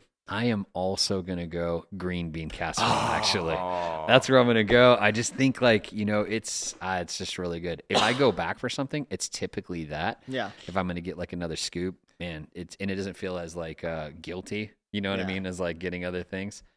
But I do like stuffing. But I think because of the hot Hawaiian roll or, like, the roll on the side with the butter, I mean, it's just more bread. So I think that's something. Yeah, that's fair. It's a mix. No, that's fair. Interesting idea. All right, now we're to turkey versus cranberry sauce. I'd say cranberry sauce, but that's only because I was just telling them I've smoked so many turkeys in these last few years that honestly, I'm not even a huge fan of smoked turkey anymore. I did 5 for the Mercy House yesterday. Yeah. And I don't think I had one bite of any of it just because I'm like, it doesn't even sound appetizing to me. Oh, that's crazy. That's fair. That's understandable. That's craziness. Okay, well, that's a really interesting idea. Yeah. So that's just for me. Javen? No, I would still go turkey. Same. You got to go turkey. I mean, it's like the main thing that people give out for Thanksgiving. You know what I mean? It's like it's the hinge. Yeah. So. And I respect that. Okay. All right. So last one here. We're green bean casserole versus turkey for the win. See, I would still say green bean casserole, but I know turkey's probably the big hitter. Javen? Yeah, it is turkey. It's definitely turkey. I'm going to turkey for the win, so that's the one that won here. I've seen other people fill out this bracket. They didn't even get turkey past some of the rounds. What? Yeah, they went heavy other ways. That's because the people in their life don't know how to make turkey. That's probably true. It's probably dry, that's probably not enjoyable. That's probably right. I didn't like turkey until I started making it myself in different ways. And yeah. Nice. Okay. Hey, we want to jump in. Something that we do here is we talk about the 7 C's. That is commitment, community, communication, competence, creativity, compassion, and celebration. And looking about that today, we're talking about community. And we want to talk about the persecuted church. November is one of those things where it starts, the very beginning of November starts with All Saints Day, which within the Christian calendar, more specifically the Catholic and mainline calendar, is a big day. That's why Halloween is called All Hallows Eve, and that's why it actually got that namesake, because it was the night before that day. And there are a lot of different ways that people celebrate that. People start doing stuff like Dia de los Muertos, which is like where they actually go and are remembering those who passed. In their context, they're praying to that. It's not really where we're coming from, but it is remembering the martyrdom of those who died for their faith. So I thought that was a really interesting thing and to highlight. There were, I saw online, 600 churches around the world that lit up red for the persecuted church. And that included places like Notre Dame, the Santa Familia, the Sacre Coeur, Christ the Redeemer statue, the Colosseum in Rome, lots of churches across Rome, all sorts of different places, but they were highlighted for the suffering church. What do you guys think about that as a sign of sitting with the church? I think it's incredible. Yeah. I think like no matter what denomination you are, that's still an incredible act, because like to have that many big churches that serve not only as like monuments that kind of even secular people would recognize, but are like still standing like ovations to how far the church has come throughout that period of time and how it's withstood the test of time. It's an incredible thing. And for them to all take a collective global initiative like that it's something amazing. I think we should do something like that more often. That's awesome. Angus? See, and while I think it's great, I tend to take a slightly more cynical view. It's great to see that cooperation, but how hard is it to turn your lights red? I mean, okay, what difference are you actually making? Yeah. Other than saying, hey, I can agree with this person one day a year. And so again, while it's great, and I don't want to minimize that cooperation, and I think there should be more of it, let's get that same cooperation, that same pulling together, and let's do something. I mean, let's come against trafficking. Right. Let's come against some of these genocides and things like that. So it's not just one country, but it's people and people groups. And so again, I think it could be the start of something. But honestly, just to sit around and pat our backs and say, guess what? We changed our light bulbs. Yeah. Cool. Yeah. But let's do something with it. Yeah. No, that's good. I like it that they did that, because it does ask the general person's not going to be like, oh, I have awareness of what that is. So whenever like their big monuments and big markers around them are all red, they're like, what's going on? You know what I mean? So it makes them ask the question, which I do like that side to that end, which sparks the question. But it is the very beginning, to your point. And so, we see the persecuted church happening across Asia. We see those, especially in Africa, in places like Nigeria, where we see mass graves from Christians being killed in mass for their faith in Christ. And so that's something that it really joins our hearts with them, and across the Middle East as well, where they're going through those same situations. So, to your point, is about being those who stand in solidarity with them, but as well as being those who take action to try to help support or try to be partnering alongside what they're doing with our actual actions. So I think there's something really pivotal about that. Yeah. So not just be one that signals us we're cool with it, but also does something with our actions. Well, I mean, that's the whole AG, right? That's the whole reason the AG exists, was because it was not just, it was a collection of churches saying that we together can do far more in missions and around the world than we could as individuals. That's true. And so I think, again, if you get all these people united, great, but then what are you going to do with that unification? Yep. And so as long as it's going somewhere, great. Otherwise, we've just got a bunch of people standing around staring, got a bunch of moths, staring at a light.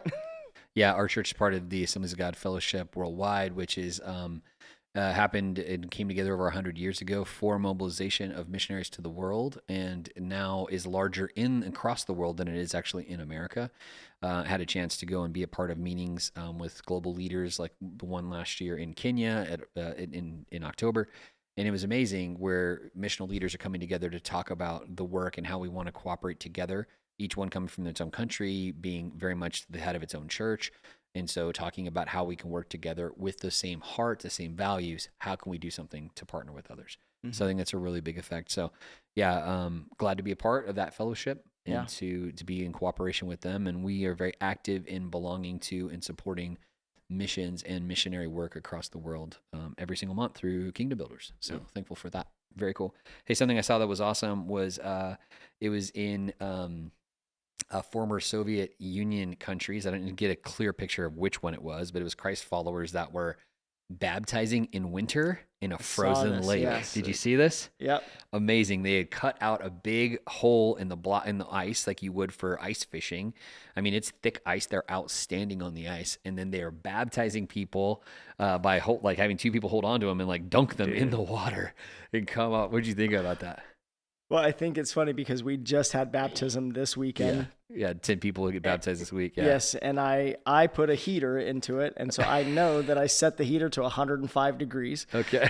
So with temperature loss and stuff, it's a very nice bathtub temperature, very comfortable. You could sit and read a book. Yeah. And so I think in contrast, that's some commitment. Yeah, that's commitment. That's shocking. Javan, what do you think, man? I think it's awesome, yeah. And kind of like you're saying, because of how much commitment it takes for a new believer to kind of step into that decision, to be thrown in like a freezing cold lake, that like is really an exemplification of just how committed you are to walking out your faith. Yeah. Like even yesterday at the Chi Alpha meeting that you were talking about, there was a girl that got baptized, but they couldn't do it inside because nobody could lift it to bring it in, and it was already full. Right. So she had to do it outside, but it was like 55 degrees. It's raining in Phoenix. Yeah. And there was no cooler for the tub at all. So she no did heater. it. No heater. Or no heater for the tub. So she did it in like 55-degree weather, and I don't even know if she had a towel. Oh, wow. It was like, that dedicated. So I was like, for any believer to make that decision for their first time and then be willing to do that shows just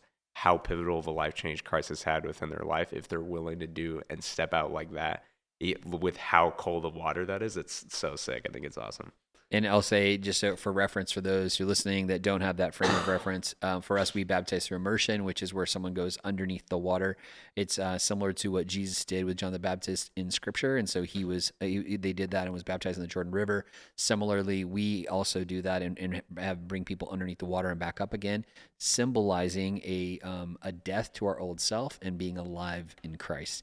And you can see that in Scripture in Romans and in other places as well, talking about how we're going to be dead to our old ways and we're going to be alive in God and the work of Christ through the Holy Spirit in our lives, and how that is active in us living for Jesus. How that's a symbol to the spirit realm and to those around us that we belong to Christ. So big moment, getting dunked in the ice, or even outside, or this week, even with our community of faith, going public with their faith. I love that. Yeah. Very cool. Hey, another one of our C's is compassion. We've been talking about Mercy House. We even talked about it recently on one of the other podcasts. And we've had 31 years of ministry at the Mercy House with tutoring, reading program, food and clothing, passing out those things, as well as a back to school event, a Christmas event, an Easter event. We have Bible studies that happen weekly that we sponsor from the church, as well as mentorship that's there.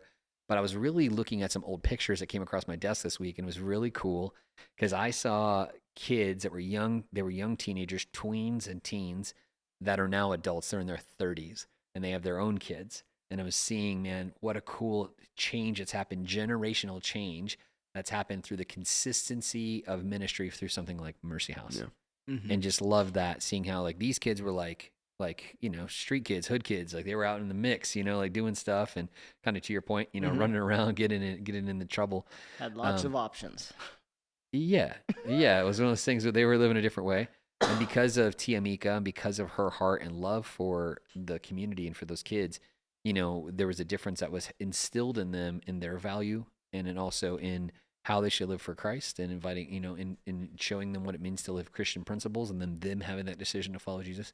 So really, really cool life change happened. Mm-hmm. But I was actually going to bring up, you brought up earlier about doing the turkeys and stuff like that, because they're doing a big Thanksgiving meal. We did it last year live as well, where they're actually having hot food besides just giving out groceries and clothing, but hot food for the Mercy House, and you were doing turkeys for them. Yeah, so I'm not exactly sure how many turkeys we end up getting because we're still in process, but I last night smoked 5 turkeys and just finished carving them all up so that they can be refrigerated and just warmed for the event. But yeah, they're going to be doing the hot meal, and I want to say they were looking about 10 turkeys to 12 that they were going to be doing. So wow, a lot of food. Oh, that's awesome. Jabo, what do you think, man? You've been at Mercy House events and helped out a bunch of different things at Mercy House. Yeah, Mercy House is great, man. Like the impact that they have on the community is special, and the fact that they instill it with Christian education and everything that they do and make that like such a central focus is really what helps not only kickstart that life change, but see it continue to carry out within the lives of people that go through the program. Like even within our own body of Christ, we have Sal. Shout out Sal, by the way. That's right. Yeah. Who's like been such a great testament to how he's gone through that and how it's helped him. I mean, like even his own testimony is just incredible to hear. Like you brought him up one time on stage, right, for 5 minutes, and he gave that whole breakdown. It was just like, it's awesome to see, not only within my own generation and kids around me that I grew up with, that's a reality for them, but also people that you've seen grow up within that same program that have also been instilled with those values. And it's just been a life change for them, man. It's incredible to see. Yeah, it's awesome. Mercy House comes out of the heart of our church, and we paid for everything for years and years and years, the vast majority of the life of Mercy House. And we shifted Mercy House to be a non-religious nonprofit in ministry to the community. So in doing things that help families and lift them up with tutoring and reading programs and all these other things that are skill sets. And then we as a church host events there at the community center that are focused more in that way, Bible study, book study. So you don't have to belong to our church to participate or in any way like that. Believe like we do. We just want to be a blessing and a love to them. That's why, man, this year we were thankful, man. 750 backpacks for kids going back to school. Yeah, huge marker, partnering with the local schools and getting to see that. So many different businesses that jumped in to be a part of those things happen. And we obviously couldn't do it. We are extension of them and their heart for it. So I love that with compassion. The challenge for all of us is that we would get involved at this year end in a time of Thanksgiving and giving thanks, and as well as generosity as we look towards Christmas, to think about not just what we would want to get or even give to those around us, but how do we give to those that are in need? And say Mercy House is a good investment in that way.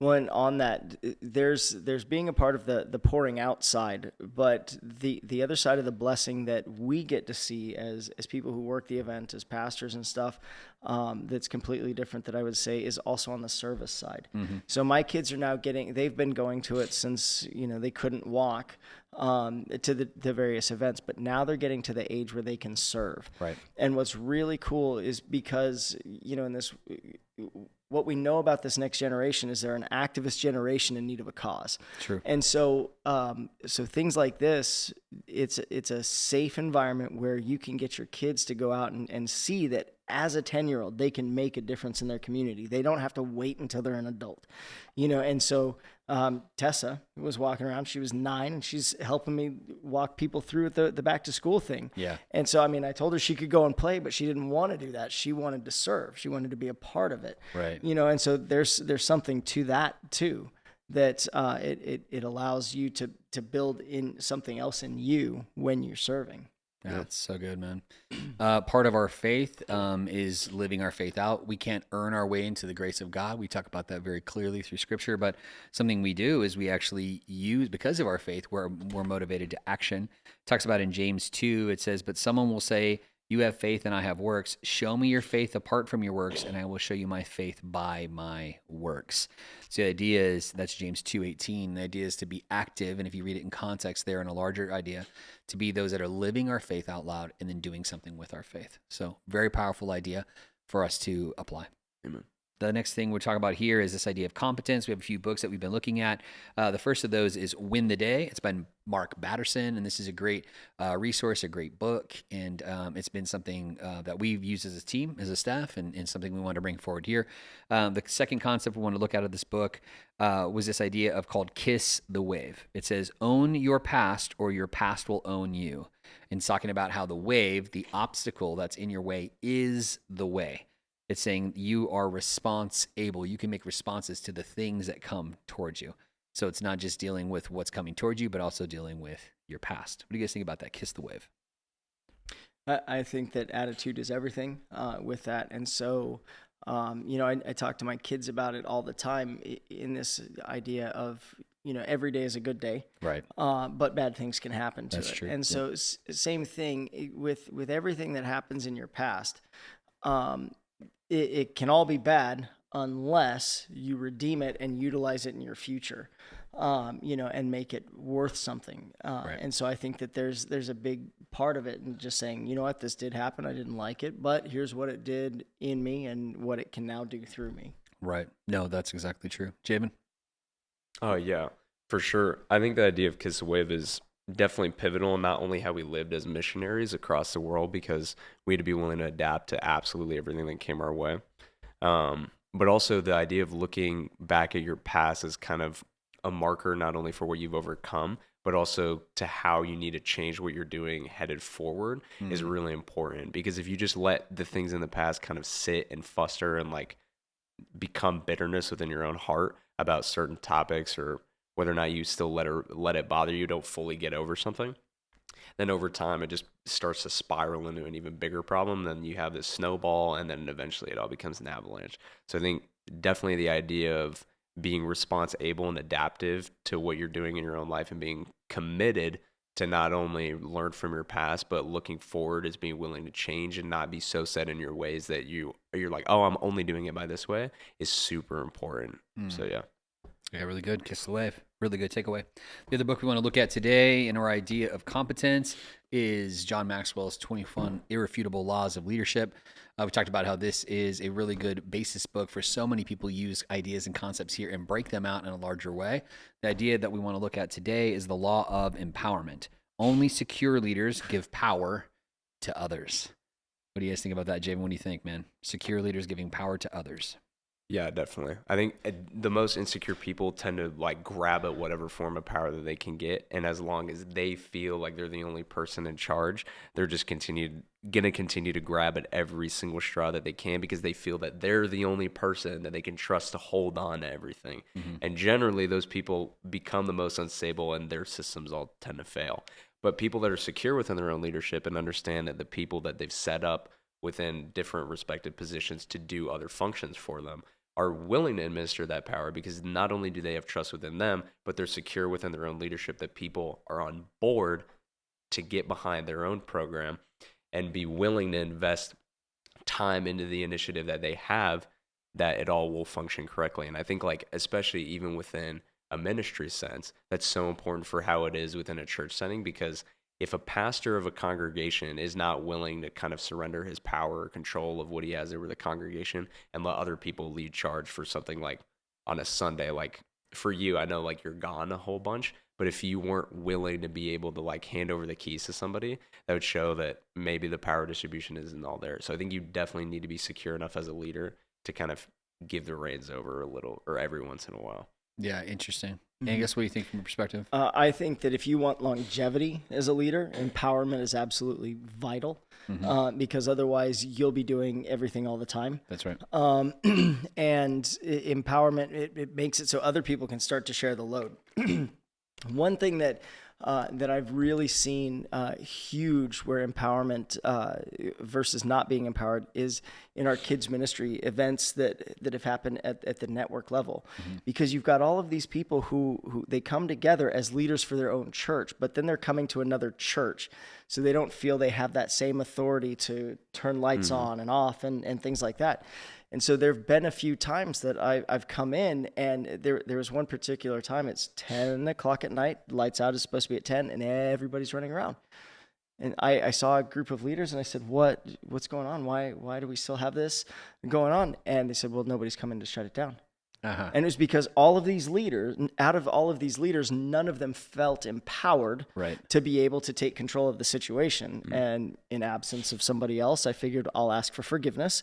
So I yelled to the gym that it was time to start closing things down, and they thanked me and all that. And so in the absence of that empowerment, sometimes you have to take initiative. You have to rise up. But it's incredible the difference that happens when you've got an empowered people versus a bunch who aren't, because you just have a bunch of blobs who are sitting around waited to be a bunch of NPCs, non-playable characters who are just waiting to be acted upon, and nothing gets better in any incremental fashion. But once you empower people, now you've got a bunch of worker ants, main characters who are all going off to improve a situation. So I think empowerment is huge. I'll say from my perspective, I happen to serve as a pastor of a church. Also, we have a daycare, we have a community center, and then in some other roles with other things. And I'll say, it's interesting. My first year here, kind of in the seat, I didn't do any Sundays away. So I did all 52 weeks I was here. And even if someone else spoke, I was still here. And this year, I think I've been gone 4 Sundays of this year. So still here for the vast majority, 48. And so even whenever I had like this whole summer, we gave lots of opportunity to speak. I know Angus spoke a couple times, Celeste spoke, as well as we had Sundays where 3 people speak on that Sunday. And so you have to trust that the people are going to honor what you've given them challenge to do and charge to do, and not break trust in what they're going to be doing and running with something. And as well as adding teammates, we had a lot smaller team early on, and then we're able to grow our team slowly over time. And you have to be willing to trust them and let them run with something and make decisions. And sometimes those decisions aren't the decisions I would have made, but it's things that, we're walking in this thing together. And as we do that together, you're right. You want to go fast, go by yourself. You want to go far, go with the team. And so I'd always choose to go with the team because we want to go far. We're in this for the long run, not for the short sprint. And so the idea is that, we want to be those that empower others, just as I was empowered when I was a younger leader. and to take and give opportunity for that to happen.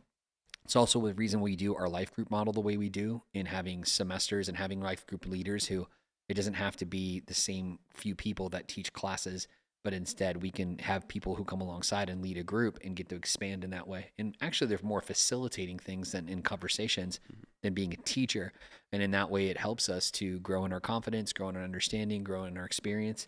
And all those things are a good thing. So I think I really like this concept, and it's something that you do have to be secure in who you are. And I'll say the first thing that you'll do when you start to get afraid or things that feel like things are falling down, like, even in this recording, I've had multiple texts and calls from problems I got to solve once I get off this recording. And it's from people that I've trusted to run with something, but they need to bring it back to me because it's gone past their threshold. Yeah. And so that's okay. When we get off, we'll deal with it. But the idea is that it's when we get off the podcast, we'll deal with that. But as we start to do these kind of things, you have to be able to, like, okay, they can manage, they can do this. We got to walk this thing out. And that's why I'm able to go on a trip across the world and know the team will take care of the house and it's not going to fall down before I get back. Yeah. Or else you can never leave. And so to that end, it's like, hey, if you want to be able to expand and do other things that you feel God has called you to do, you can only do that if your responsibilities are taken care of. And that's not just you, but the team that's responsible as well. Yeah. So good stuff. Let us be those that empower others. Amen. Hey, rapid fire as we end up today is just a couple questions here. So ask the guys and get some feedback here. First one is one bucket list item that you have. What's one item that's on your bucket list? Taking my family to the Fringe Festival and the tattoo in Edinburgh, Scotland. That's cool. That's cool. Yeah. I like that. Jabo? Go skydiving. Go skydiving. Yeah, I want to do that too. Nice. Mine is earn my PhD. I'm 2 years in and still in process. So trying to get that off the list. All right. Next, are you laptop or desktop computer person? Laptop. Okay. I would say laptop. I know I have both, Yeah. and I think desktop is better if you're just gonna like sit there and like game or like watch whatever. But laptop, just because as a student, I need to be able to bring it wherever I need. So yeah, I'm same. I'm definitely laptop, though I do appreciate having a secondary screen and a lot more real estate to be able to move with multiple documents. Man, years and years and years and years, my office was my bag. Wherever I had my bag, my laptop, and my Bible, my gear, that's where I was. So that was my office. So a pair of headphones and a Bible and a computer, you're ready to rock. So I definitely am laptop over desktop, though I do appreciate both. All right, are you calls or text, Javan? What do you think? I will call you if it's gonna take more than like 2 texts for the response that I'm looking for to be like initiated or be given to me. Like if I can just call you and you're in a place to where you can explain it in like a minute to 5 minutes, it's way easier versus like having to continuously text you. I'm like, oh, I forgot about this, but I don't want to bug them again. Okay. Then yeah. So I think I'll call people on like people that I know are free first, and then I'll probably message people. Interesting, though. I want to follow up with that with you. You guys do something that's unique that we never had availability to do, which is you guys will just stay on a call and just be on a call with people for hours. Yeah, 100%. I mean, that's how like like groups Xbox of people. parties go. Yeah. Xbox parties. Even FaceTimes used to go like that between like friend groups of people in middle school and stuff like that. But I think it's just because people feel comfortable enough to have people kind of watch them or do whatever. But you can also like position your phone so that people aren't looking at you. You can turn your screen off. It's like, it's whatever. So, I mean, it's kind of like having somebody with you, except they're not physically there. Yeah, it was interesting, though, because like I would walk into your room and be like, hey, man. And then I would realize, oh, you're on a call. And I'm like, are you on a call? And I'd have to follow up with that question, which most of the time your answer was yes. Yeah. And then I'd be like, well, hey, guys. Like, and I would just like, hey, Mr. Brown. I was like, oh, like whoever was still on mic was like all this big, like, no, I was like, whoa. I'm like, okay, mute for a second. So mute for a second, have a short conversation. Okay, I'll let you get back to your call. So Angus, what do you think? Calls or text, man? I'd say the same thing with Javan. If it's going to take me 30 seconds to text it versus a minute to text it, or 30 seconds to call versus a minute to text, I'm going to make the phone call. Yeah. So it's what is the most efficient way to get me to my end of this communication, It's good. I like texting for groups of people to give information like out.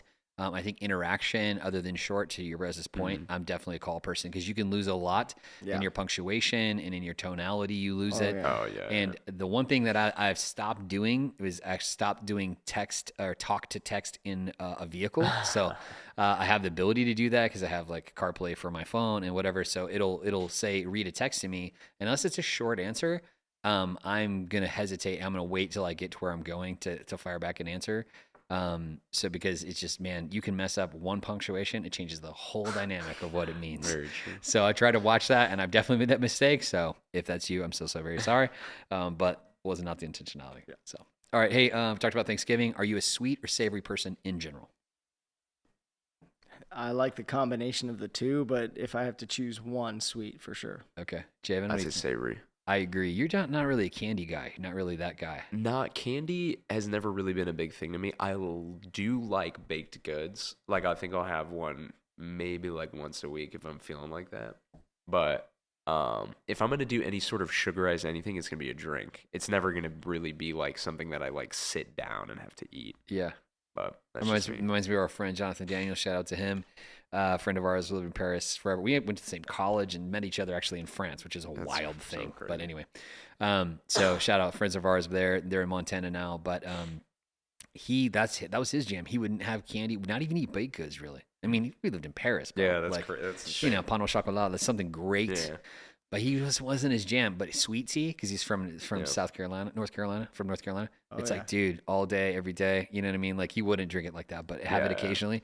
But, dude, that stuff, like, ended up getting him where he got, like, the kidney stones from the tea, from drinking the sweet tea. And I remember he was at an airport one time. I think he said it was London, talking about having this crazy pain, passing a stone, didn't know what was going on. He thought he was maybe having major problems. You know, appendix break, like, he burst. You're not sure what it was. Sweet tea. Oh, got him, man.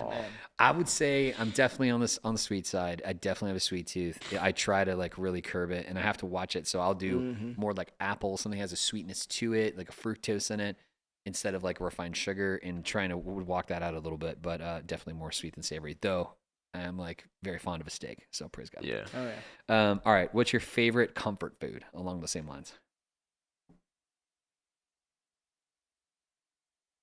I think soup. Really? Just soup in general is just a good, when you're sick, soup is good. When it's cold and rainy out, soup is good.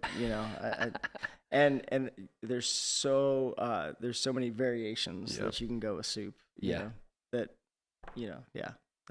awesome. Nah, soup's good, man. That's a good, interesting one for comfort. That's valid. Javen? I'd say probably some sort of Mexican food. It's got to be like either enchiladas or like what's that dish that mom makes? You know what I'm talking about? It's like, I think it's a casserole. Yeah, it's like an enchilada casserole. Yeah, that is so good. I think if I had to like nail it down to one dish, it'd be that. It's so good. No, that's probably accurate. I would say the same. I would say Mexican food definitely is comfort food for me. That's like the one that I missed the most when we lived abroad. Celeste obviously make Mexican food, which was great.